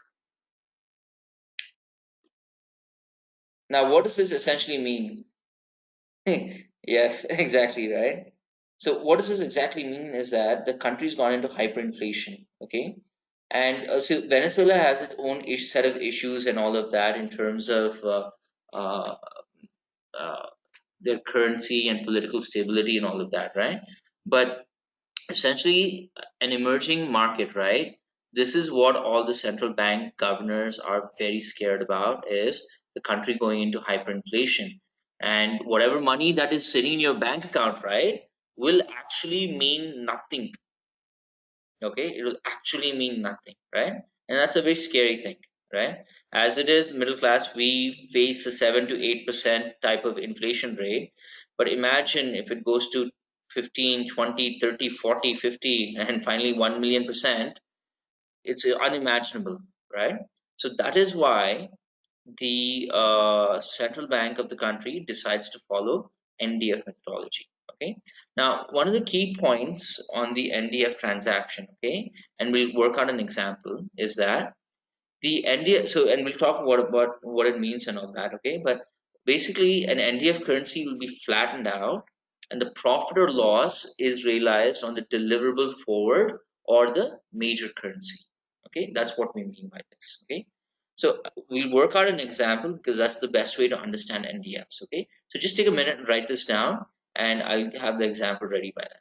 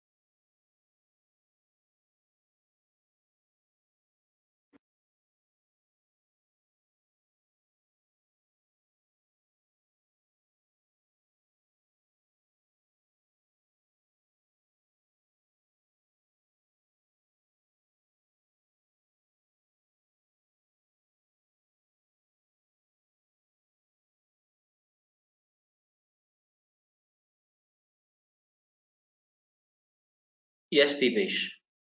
No, you're not audible. Sir, now I'm audible to you. Yeah, yeah, go ahead. Hello. Sir, please explain emerging markets follow. What is emerging markets? Emerging markets means upcoming economies like India, Brazil. So have you heard of BRICS, Dipesh? Brazil, Russia, What, India, sir? What? China. Sorry. Have you heard of BRICS? BRIC. Yeah, yeah, yeah, yeah. Yeah, so those are your emerging economies, No. emerging markets. Yeah, Okay. yeah. So basically, Okay. when we say emerging markets, right, And these yes. are the countries that will become hopefully a major superpower in the next 25 to 30 years. The countries which is developing Yes, right now. yes. Yeah, and on their way to development. Okay. And sir, NDF is a non-deliverable forward. Forward is that forward contract. It is related to Yeah, that. it's something like that. I'll show you. We'll work out an example and then you'll understand. Okay, everybody done writing? And sir, this is an NDF current. Sorry, An sorry. NDF currency cannot leave the country. Mm-hmm. Sir, an NDF currency cannot leave the country or cannot enter into the country. Yeah. Sir, what is this? Matlab, don't leave or enter same No, time. meaning that you cannot make payments in the see you cannot make payments to for your foreign counterparts in your local currency, or you will not accept rupee as a form of payment from a foreigner. Okay. Yeah. Sir, how it is related to the inflation rate? So How it will because be impacted? yeah, like I mentioned, right, is when you start paying out too much. So if you start paying in rupees to all your to other countries, right? What happens is the amount of the cash supply or the money supply in the market goes down, right? Now, if Yeah. your currency supply goes down, your inflation rate is impacted, right? And if the Yeah. market or if there's too much money coming into the market, right, or into the country, that again affects your inflation rate. That's what I mean. Yeah. So the money flow in the market will increase, so inflation is also increased. Yes, This is the yes. relation, na? Yeah, yeah. Yeah. Okay. Thank you, sir. Sure, no problem. Yeah, if we did that, right, we would be in so much trouble. And you know what, I'm afraid that this government might just do that to pay off all the debt.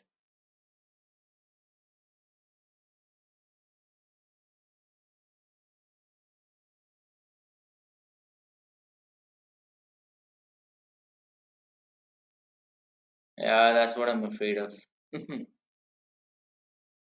Yeah, 20 lakh crore budget. Yeah. Okay, everybody done writing?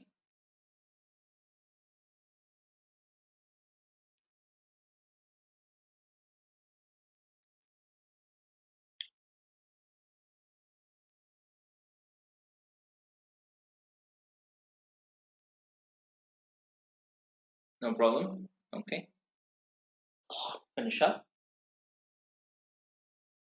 Seriously.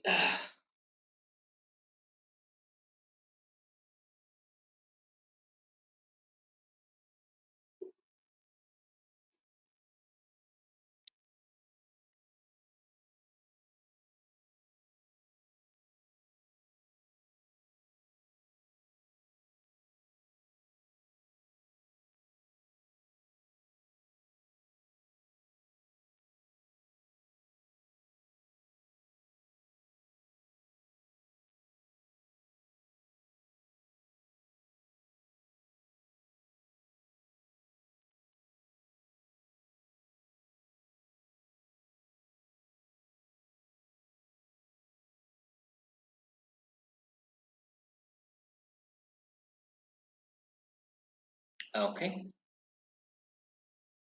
all right.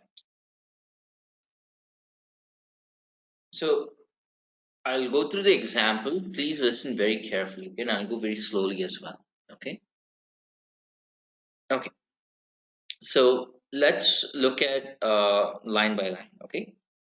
So when we talk about an NDF transaction, right, there are two legs to it. Now, what I mean by this is that you are going to settle an NDF transaction twice. Okay. Now, the first leg is what we call as the main leg. Okay. And in this case, let's say the trade date is May 5th, 2019, and the settlement date is August 5th, 2020. Okay. We'll come to fixing date in a minute. Okay. Currency 1 is USD, currency 2 is INR. Okay. Now, the first notional is $15 million. Okay. And if you guys can look at it, what am I doing? Look at the direction. So I want to buy USD and I want to sell INR. Okay, is this clear with everyone? So you have to look at from my perspective.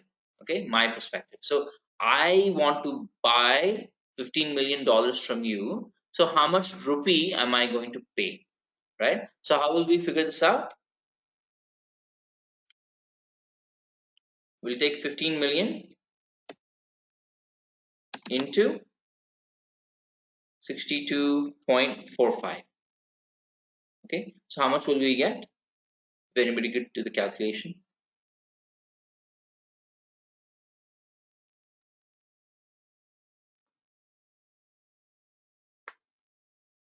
Okay, so 936.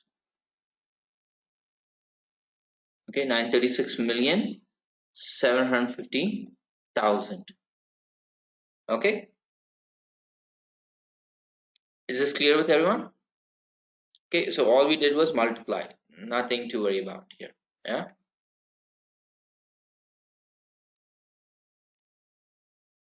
Okay. All right, is this clear with everyone?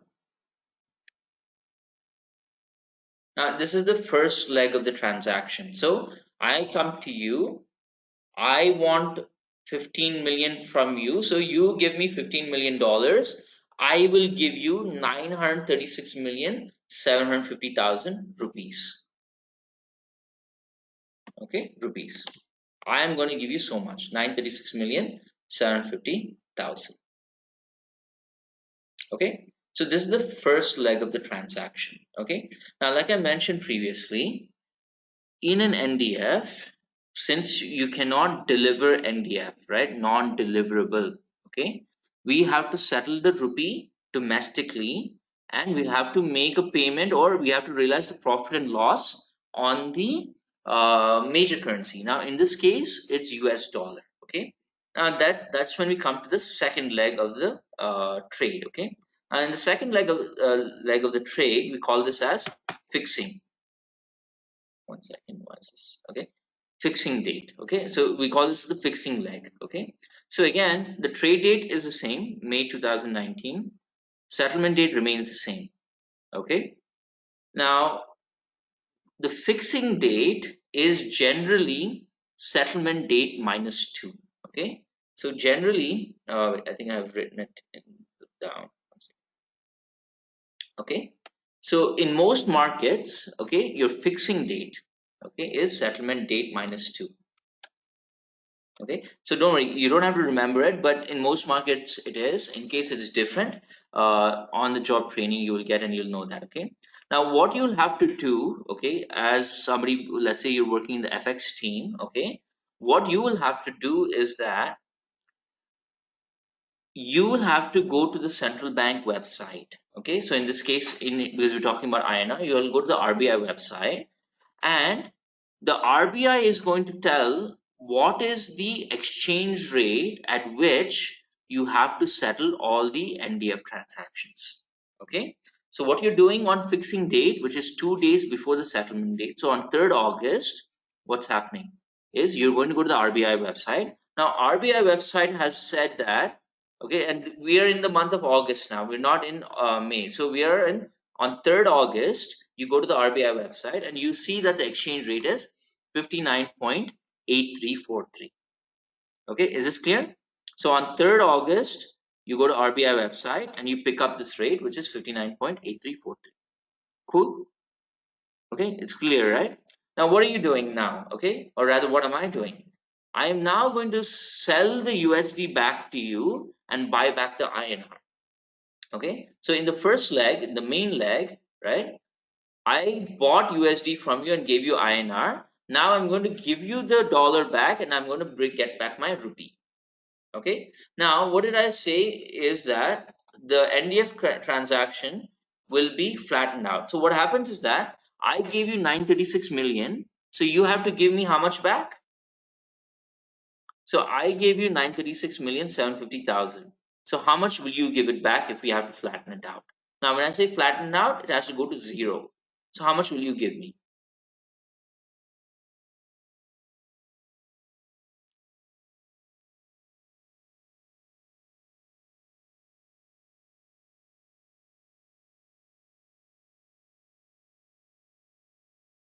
What do you guys think?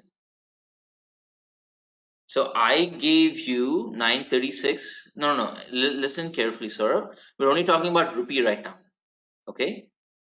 I gave you on the first leg 936 million rupees. Again, I took $15 million from you. Okay. Now, how much rupee should I give back to you? Now, what did I say? The NDF currency has to be flattened out. Okay. Now, what that means is that how much I gave you is the same thing you're going to give back to me. So 936,750,000 is what you're going to give back to me. Is this clear with everyone? See now, if I give you, so think about this. I give you 10 Sir, rupees. no, please recap this. Yeah. Once again, you guys have to pay careful attention. Okay. Okay. Listen carefully. We're now, let's say, see in the first leg, I gave you 936 million. Okay. And you gave me $15 million. Now, in the second leg, because it's an NDF, how much I gave you, you have to give the same thing back to me.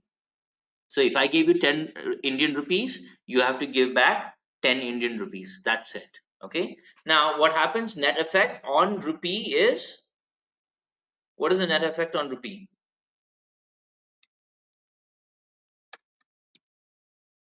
Rupee is zero. Correct? Yeah, it's flat. Okay, that's what we mean by this. Okay. So Deepesh, are you understanding? I gave you 936 million. You're going to give me the same thing back. So the net effect is zero. So it goes So flat. your voice is Huh. sir, Okay. So I give you 10 rupees. You so have to give your me 10 voice is rupees back. breaking. Everybody else can hear me properly, right? So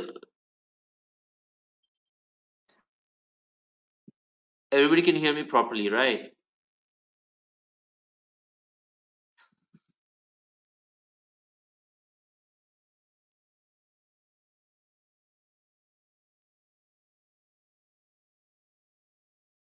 Okay, hang on. Okay, can you guys hear me now?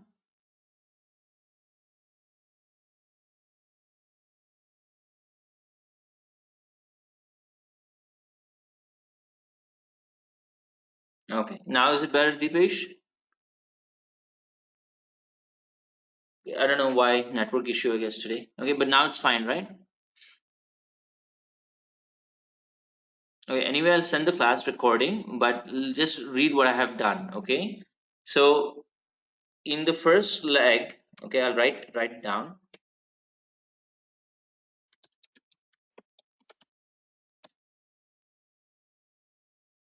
Still not audible?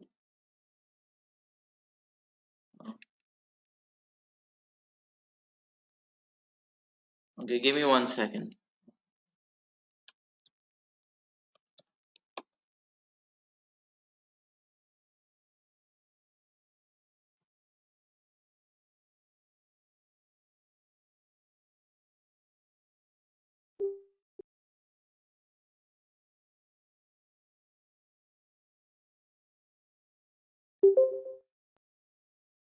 Okay. Okay, now am I audible? I think there's a delay. Can you guys hear me right now? Okay, perfect. Okay, all right. So I'll just recap. Deepesh, listen again properly. Okay, in the first leg, I gave you 936 million, and you gave me $15 million. Okay, so in the second leg, how much ever you gave me, which is 936 million, which I gave you, you have to give the same thing back to me. Okay, so you give me back 936,750,000. So what is the net effect? Net effect is 0. So the rupee goes flat. Okay, now what happens is that I have to give you the dollar back, right? So what are we going to do? We're going to take 936,750,000 divided by 59.8343. Okay, now can somebody calculate that quickly?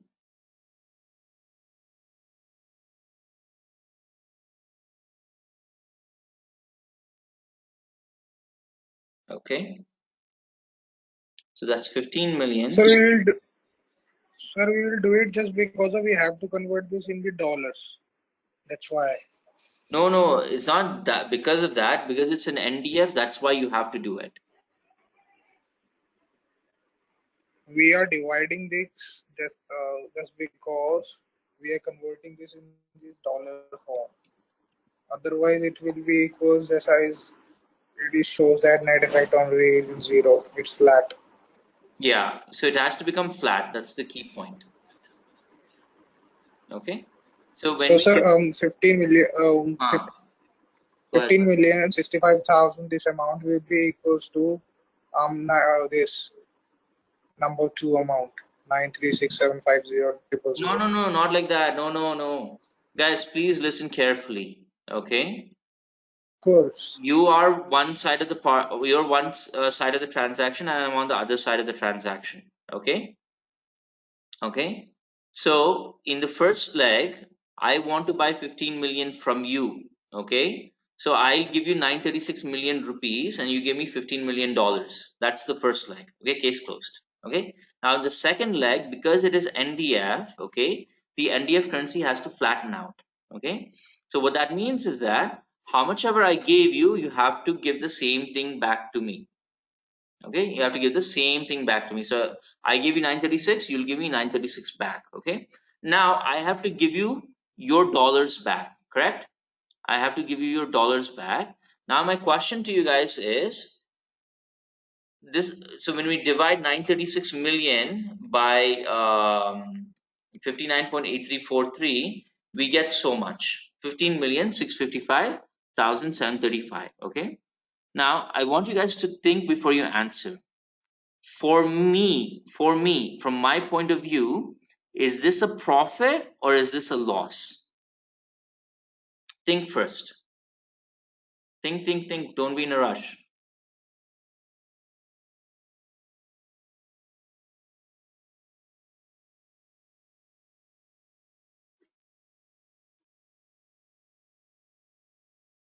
So no profit, no loss. That'll not Maybe. happen. No. That'll not happen.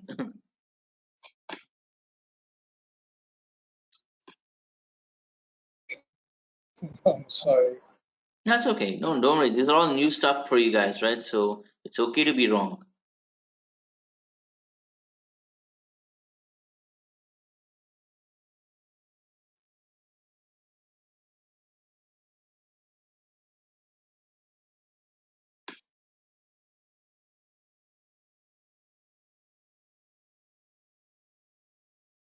Okay.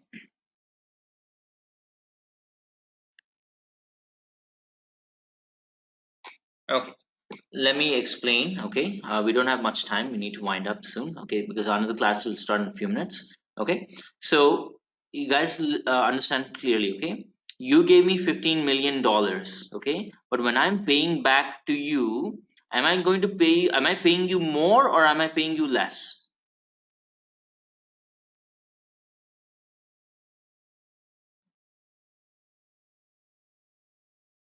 Some more.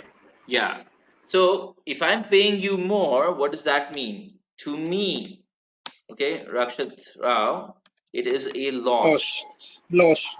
Yeah, of loss of 655,735. Okay, so that is the loss that I incur on this trade. Okay, so it is a loss to me, but it's a profit for you. Okay, is this clear with everyone? Yeah, so it's finance can be tricky also. Yeah, that's okay. No, I do this on purpose, right? I do this to confuse you guys so that once I clarify it, you will understand it easier. Yeah, so even I have to do some tricks so that you guys understand. Yeah, so are we clear with all of this? So again, I'll repeat one last Yes. time. Please listen Yes, sir. carefully. Yes, sir. Yeah. So I'm repeating the same thing, but please listen. So first leg, I want to buy 15 million from you, so I give you 936 million. Okay, so I give you 936 million rupees, and you give me 15 million dollars. Now, on the fixing date, you'll go to the RBI website to find out who has earned a profit or who's earned a loss. Okay, by finding out the exchange rate. All right. Now, because it's an NDF currency, that 936 million is what you're going to give back to me. So net effect on rupee is zero. Now I have to pay the dollars back to you because you paid rupees back to me.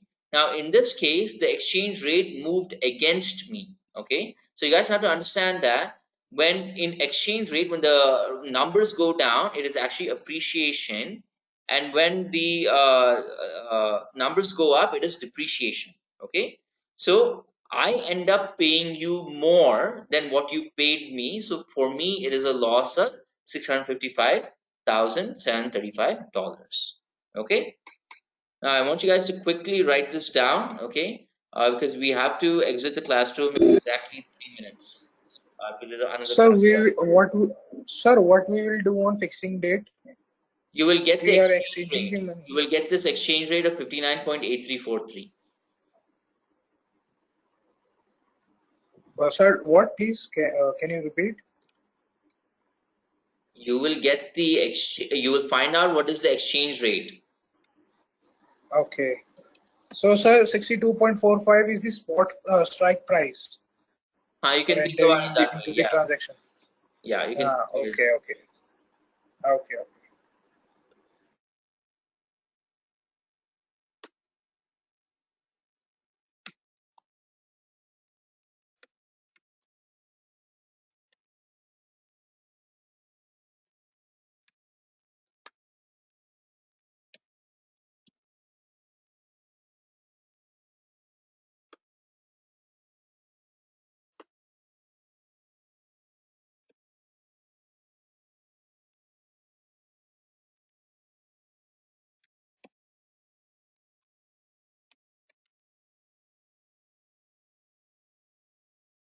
Okay, quickly, guys, write up.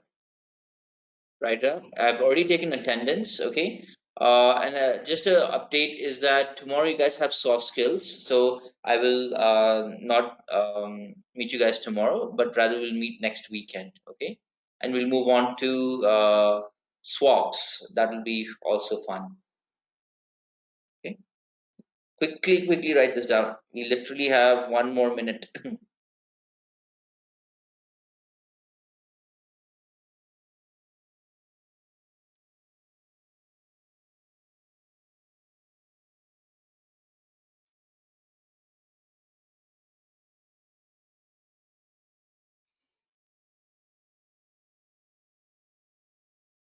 Okay. And I'll also stop your recording. So